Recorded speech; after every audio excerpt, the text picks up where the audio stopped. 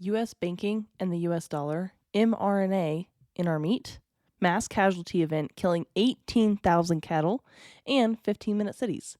Follow me down the rabbit hole about current events.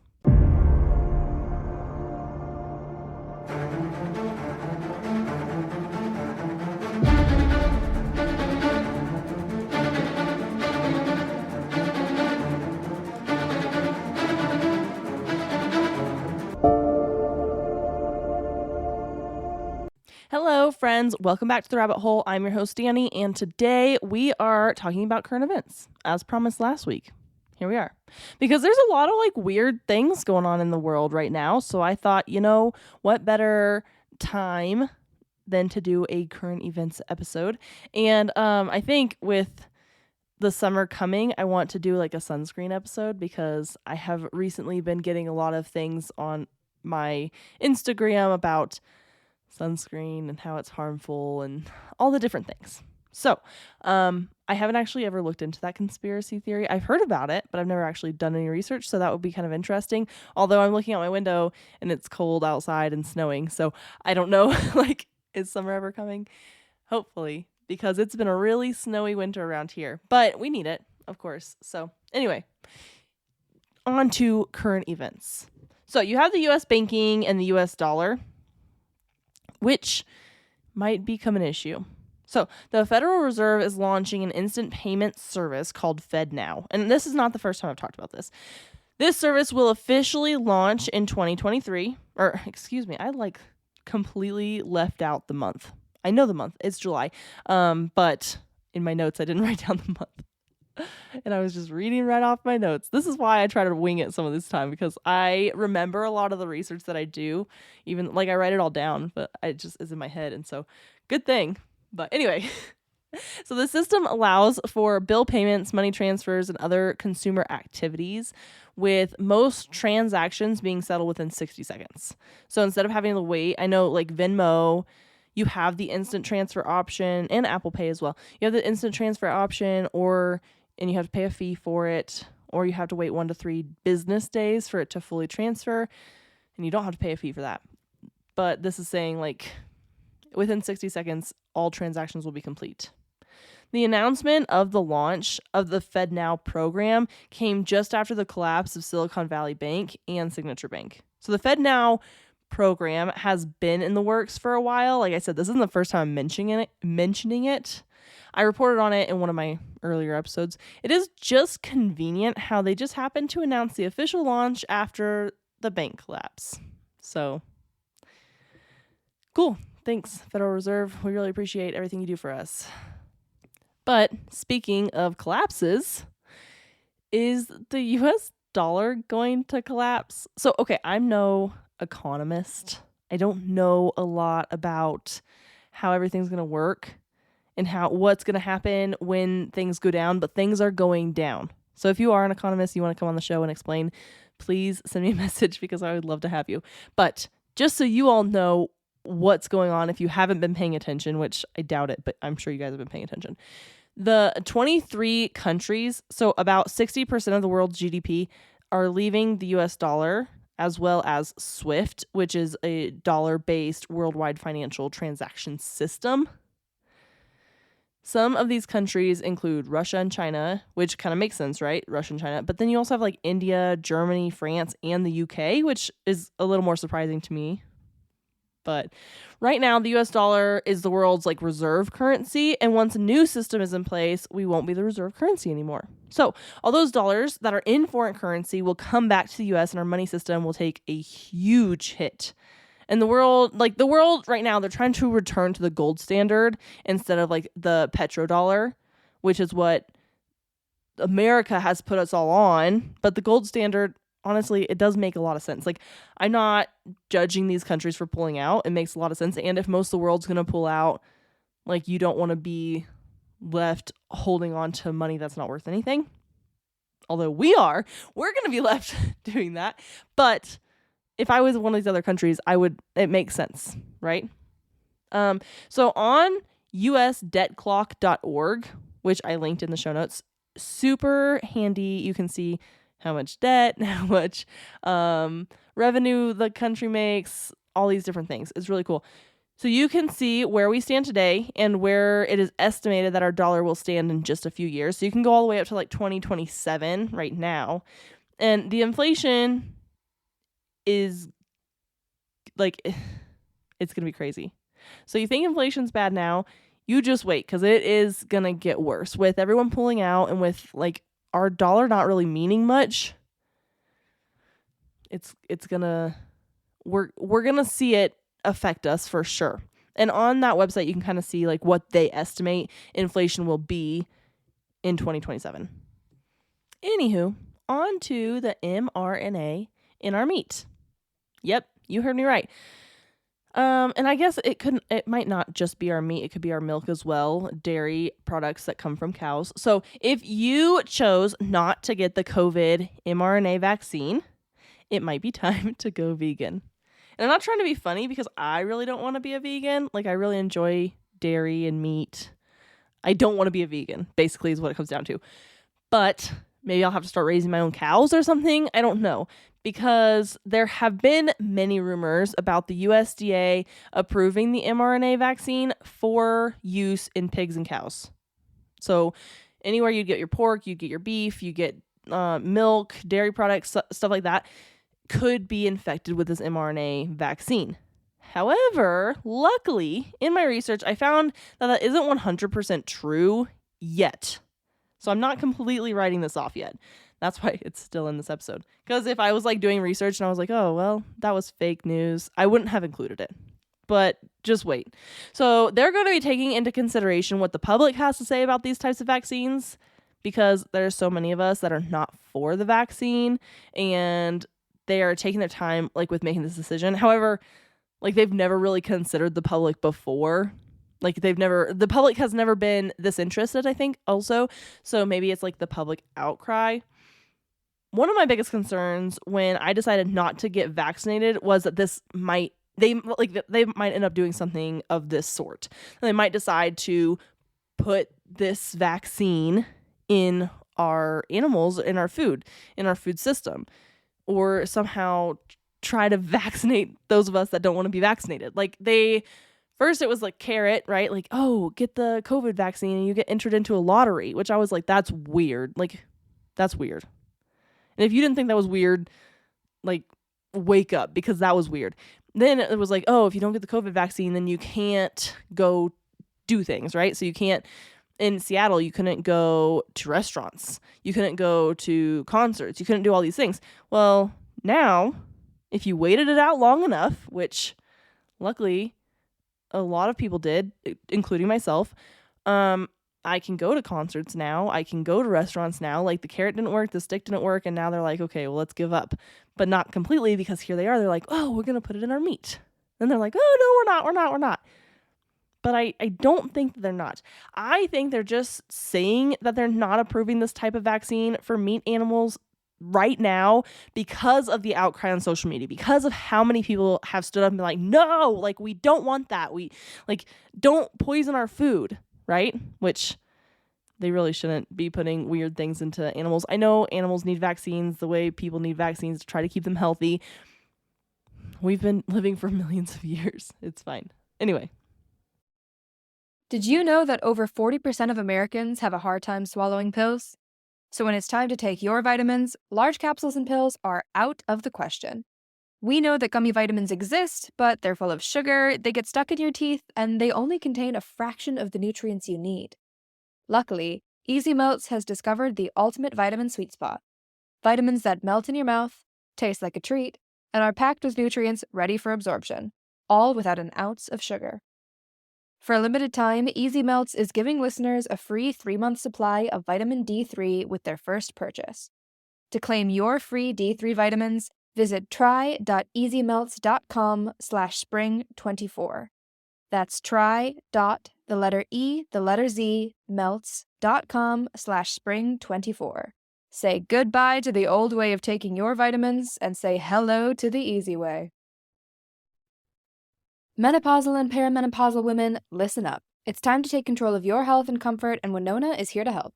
Winona is a telemedicine company for menopause care who believes that your symptoms are real, important, and deserve to be taken seriously. And for many women, this starts with hormone replacement therapy. Winona's HRT is made with plant-based bioidentical hormones rather than synthetic ones, so it better aligns with your body to offer relief from hot flashes, weight gain, and other uncomfortable symptoms. 80% of women who use Winona find relief within just 90 days. So, what are you waiting for? Get started today. Visit buywinona.com today to start your free visit. With free shipping and the ability to pause or cancel at any time, your path to wellness has zero obligations. Use code SPRING24 at buywinona.com for 25% off your first treatment plan. That's BYWINONA.com for 25% off. Winona, menopause care made easy. So this is one of those things that I'm going to keep my eyes on, because I'm sure as soon as another scandal or tragedy happens, they're going to go ahead and approve the vaccine. This way, they think none of us are paying attention, which we are. But because we don't want the vaccine, and we're seeing people die all over the world that have got this vaccine, like they think that, I don't know, maybe we'll just like forget about it. They're like, oh no, we didn't put it in now. Like, we didn't approve it. One of the biggest reasons they're saying that they're going to hold off on this mRNA vaccine is because they don't know how, like, what the implications would be on our food supply, which is interesting, because didn't they just force most of the world to get the vaccine without knowing the implications of what it would do on the population? And we're watching what it's doing to the population. We're literally watching people die. Like, just fall over dead. Perfectly healthy people just dead. Perfectly healthy people starting to get very weird diseases. But we're going to wait and see, because we don't know the implications on our food supply. So they must care more about our food supply dwindling down and not our population and people dying. But that can't be true. I spoke too soon. Because something is happening to our food supply. First, we had the egg farms catching on fire, and now dairy farms catching on fire. So, on April 10th, there was an explosion at South Fork Dairy in Dimmitt, Texas, that killed about 18,000 dairy cows and critically injured one worker. Yep. So, if they really cared, they would not be burning down our farms. Which is not the first time I've reported on this. I did report. I'm not sure if I did it in just the Patreon or if I also did it.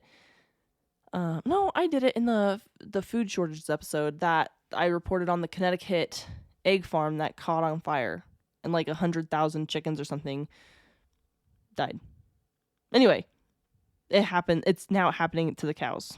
This isn't like, I feel like this isn't news. Like, this is just something that you're like, yep, that tracks.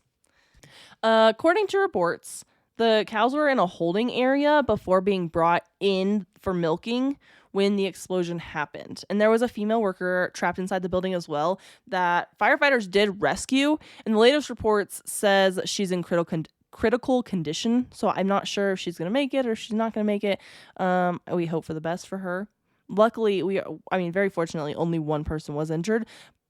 But if the death count is correct, this is the deadliest fire involving cattle since they started tracking barn fires in 2013. Like, the deadliest one. And of course, the cause of the fire is still under investigation.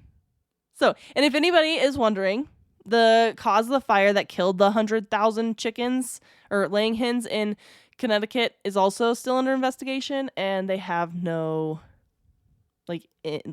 idea. Which, again, I'm not a firefighter. I don't investigate fires for a living.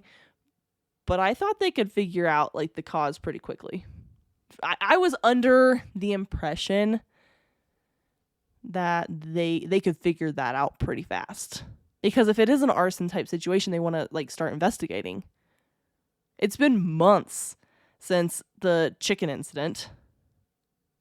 And I have a sneaking suspicion they will never release what caused these farms to catch on fire. Somebody did say in one of the articles that I read that they think that maybe the gases from the cows and one of the machines kind of like wasn't working right and it ignited the methane gases or whatever. And that's what caused the explosion.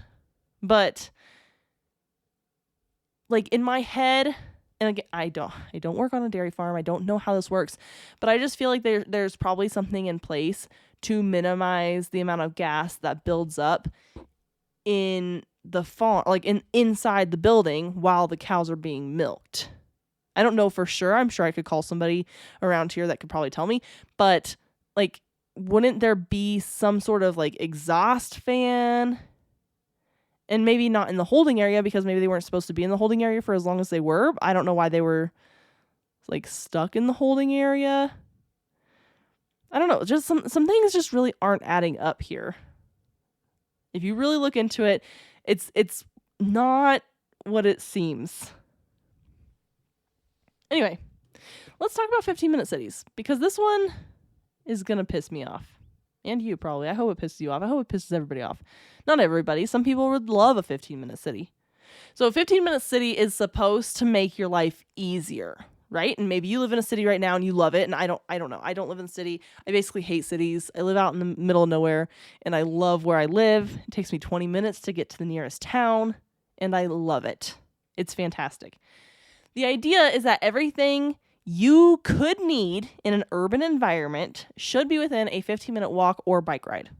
So this will make things like more accessible to people and help the climate issues that they just keep talking about. They just don't shut up about those climate issues. But the thing is, like, it's really fucked up when they are publicly calling out conspiracy theorists for being paranoid. Like, you're on the right track when they're like, oh, those conspiracy theorists. Why? How come? And everywhere you look, they're like, oh, let's debunk the conspiracy theorists on this. This is not what they're saying it is. Well, like, why are there so many conspiracy theories about it?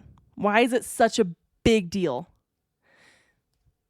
They are going to, or from what I have heard, and again, these are just rumors floating around because nobody will. They're like, no, that's all fake. We're just pretending. Like, it's just going to be convenient for you if you ever decide to move into a city. Maybe not. So they're going to force people to move to these cities. If they decide that the land you are living on is causing environmental strain or like has a huge environmental impact, then they will take that land from you and move you to one of these cities. And you cannot say no. You can't be like, no, I prefer to stay on the land I own. You don't have that option. You now will be moving. That's it. Like a police state. But the more people bring up that this is kind of like a police state, they're like, no, it's not. It's not that. It's not that. It's not a police state. We can only monitor everything you're doing because there will be cameras on every single building looking in every direction. But no, it's not a police state. They're just trying to minimize the need for cars. So when you do need a car to like go somewhere, which won't be often because why would you ever need to leave your 15-minute city? You can just borrow one of these like car shares and then we can watch your movement because it's a car that we own and we control. And when you're here, when we decide that we don't want you to leave, we'll just lock down your 15-minute city. You won't be able to leave it. Like they have no way to like prevent barricades from going up around these cities. They have no, it's just, and they're starting to do it. And in some countries, they're starting to attempt these 15-minute cities because it's so much more convenient. And during COVID, they got to see just how much of your freedoms they could take away, just how much you'll comply. So if there's an outbreak in your city, they'll just shut down the whole city because like your doctor is there, your pediatrician, like everything that you would need would be within that 15 minutes. So you have grocery stores, you have a gym, you have everything you want, like restaurants, whatever, right? You have a place to go out at night. You have a place like a park, all these fun things to do. 15 minutes. That's all you need. You only need, let's just condense everything that you do in this tiny little bubble. You can't ever leave. And if you do ever leave, we'll just track you. We'll just prevent people from going into the wilderness because then they don't know what's in the wilderness. And we can control them easier because if for whatever reason they need to go into the wilderness, they won't know how to survive. The thing is, and I think the thing that I like kind of got my wheels turning is like during COVID in China, they were putting everyone that tested positive for COVID in like one building. They just like kept putting these people in this building, and then conveniently the building just like collapsed after they put all these people that tested positive in there. Like, if for whatever reason there's something going on in your 15-minute city, it's easy to just like drop a bomb and call it what it is. It's easy to just shut down that city. And I'm sure you've seen this happening. Like, these ideas are kind of starting where you have like the first levels shopping, like grocery stores, clothing stores, whatever. And then above you have all the apartments. It just sounds like a little Hunger Games-y to me. I don't know. I mean, there's a lot more coming out about these 15-minute cities and how it could be affecting people. But it just, like, why would you want to restrict your life to just 15 minutes for what? Like, you can't put everything that you would ever want to do in 15 minutes. You can't. So, I don't know. I guess we'll have to see how that goes too. But I'm going to keep my eye on the mRNA vaccines in our meat for sure, because that's like a more immediate concern. But I mean, I try not to panic about any of these things, because if I focus my whole life on these conspiracy theories, I'll never get anything else done. And contrary to popular belief, I do other things in my life. I don't just do conspiracy theories, but they're fun. And I hope you guys are loving them too. But of course, if this taught you anything, it's to stay skeptical. And until next week, my friends, I'll see you all later.